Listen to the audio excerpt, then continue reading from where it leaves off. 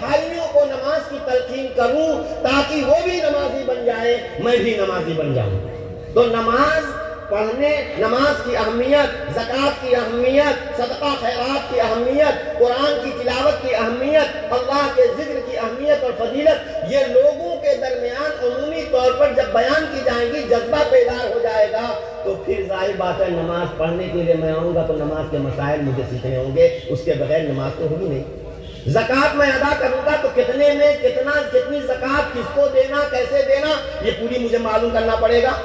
حج مجھے کرنے جانا ہے تو میں کیسے ارکان حج ادا کروں، کیا کیا ہیں اور کن کن چیزوں سے حج فاسد ہو جاتا ہے، یہ مجھے سیکھنا ضروری ہوگا۔ تو معلوم یہ ہوا کہ اول وہلہ میں جو صرف دین کی ترغیب دی جاتی ہے، جس کو ترغیب و ترہیب کہا جاتا ہے، اسپیڈ پیدا کی جاتی ہے، دین پر عمل کرنے کا جذبہ ابھارا جاتا ہے، یہ عمومی دعوت کے ذریعے سے ہوا ہے۔ نبی کریم صلی اللہ علیہ وسلم نے یہ بھی کیا ہے تاکہ لوگوں کے اندر جب دین کی اہمیت آ جائے گی تو لوگ خود ہی علم دین سیکھیں گے، خود نہیں سیکھا ہے تو اپنے بچوں کو دین کا علم سکھائیں گے تاکہ ان کے گھر میں ایک مفتی، ایک عالم رہے، تاکہ وہ مسائل بتایا کرے۔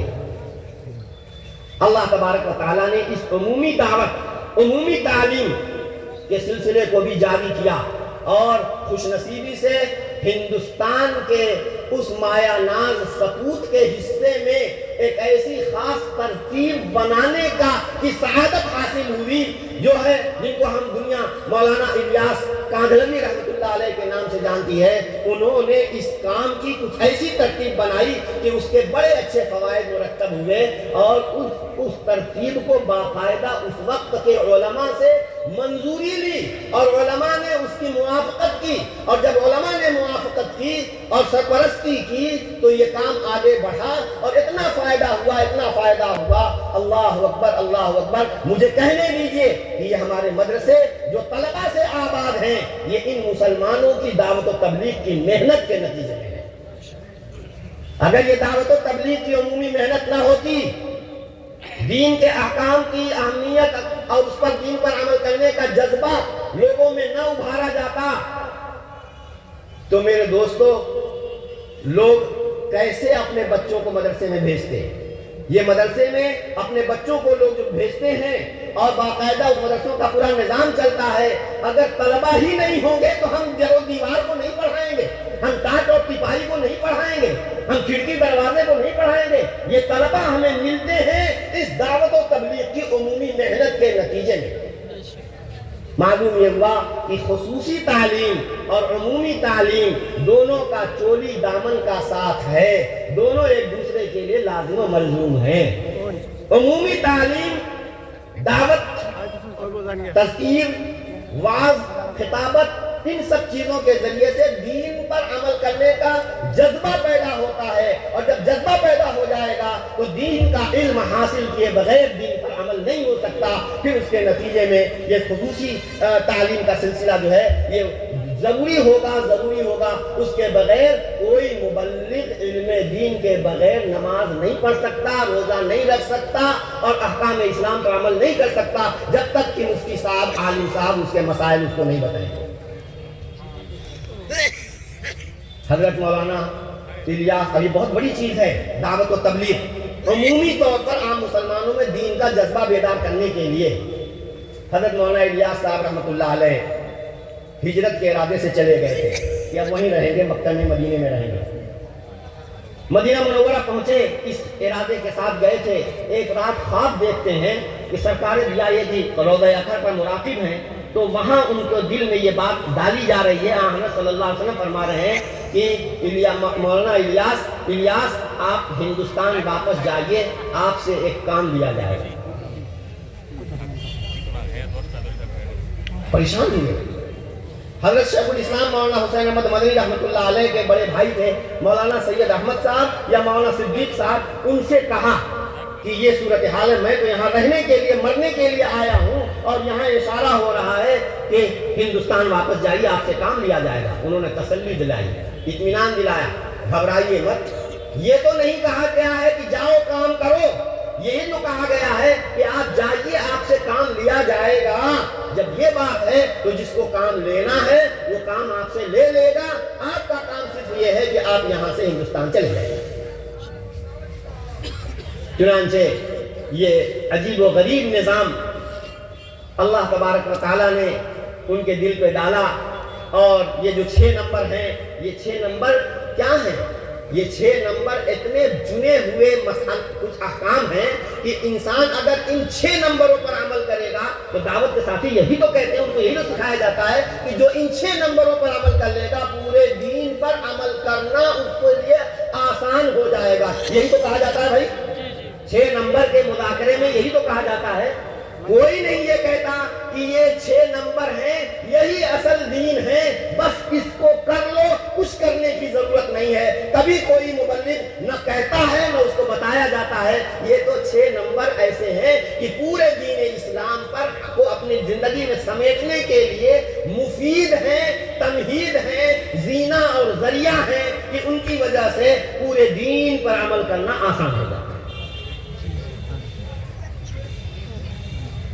میرے بھائیوں اور دوستو، پھر اس وقت بھی علماء کو کچھ اشکالات ہوئے کہ دعوت و تبلیغ کا ایک ایسا طریقہ آپ نے ایجاد کیا جو اب تک نہیں تھا۔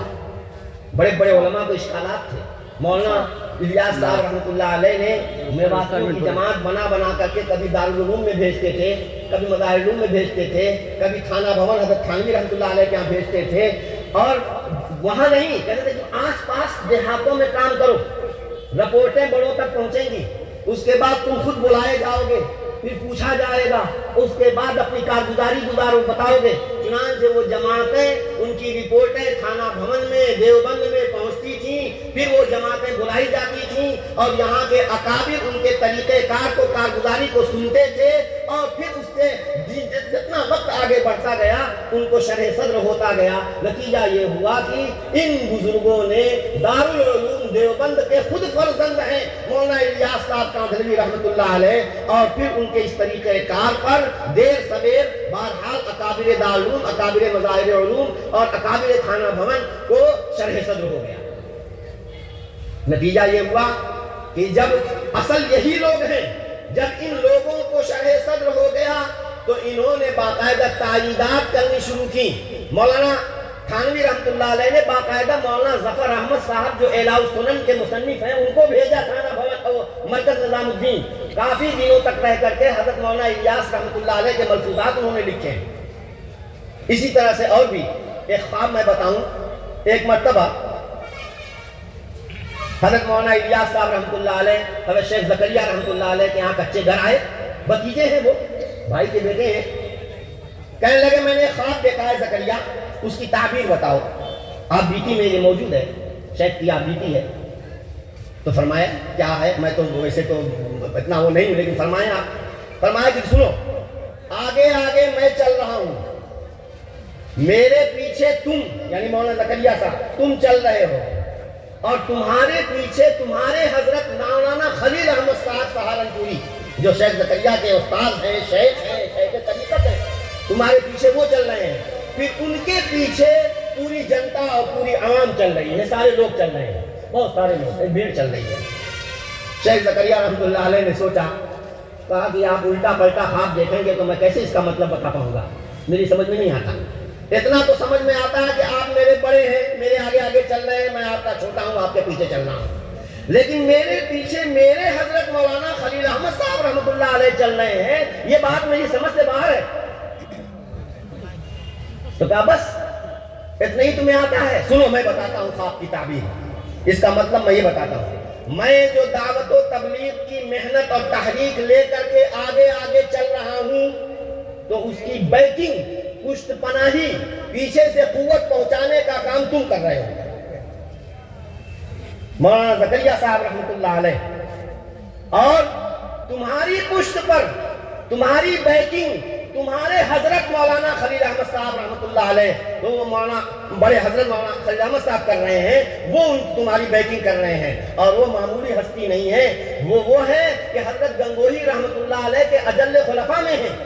اور حضرت گنگوہی کے خلیفہ شیخ الاسلام مولانا حسین احمد مدنی ہیں، حضرت گنگوہی کے خلیفہ حضرت شیخ الہند ہیں۔ تو اس کا مطلب یہ ہوا کہ مولانا خلیل احمد جو جن کے بارے میں ایک بزرگ نے جو حرمین میں رہا کرتے تھے کہا کہ ان کا تو دل نورانی ہی نورانی ہے، نور ہی نور ہے، آج کون حرم کے اندر آ گیا کہ سارا حرم انوار سے بھر گیا؟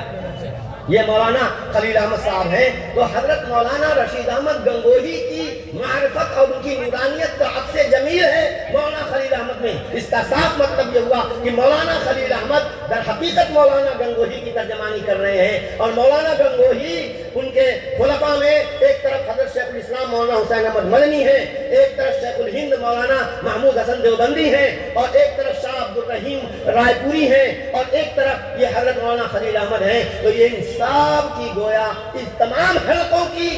حمایت تم کو حاصل ہے۔ یہی وجہ ہے کہ ان کے پیچھے تمام عوام کے عوام چل رہے ہیں۔